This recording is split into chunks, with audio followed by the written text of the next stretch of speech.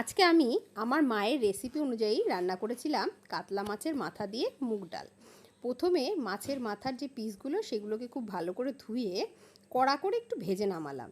আর এদিকে মুগ ডাল আমি ভালো করে ভেজে আগে থেকে সেদ্ধ করে রেখেছিলাম।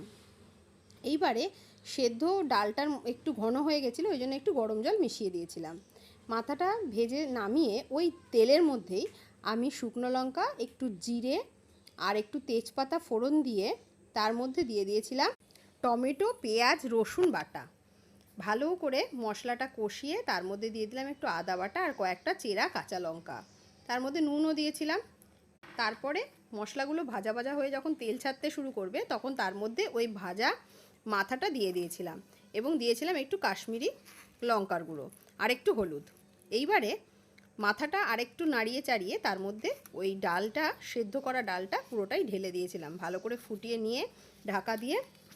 এরপরে নামানোর পরে দিয়েছিলাম একটু ভাজা জিরের গুঁড়ো।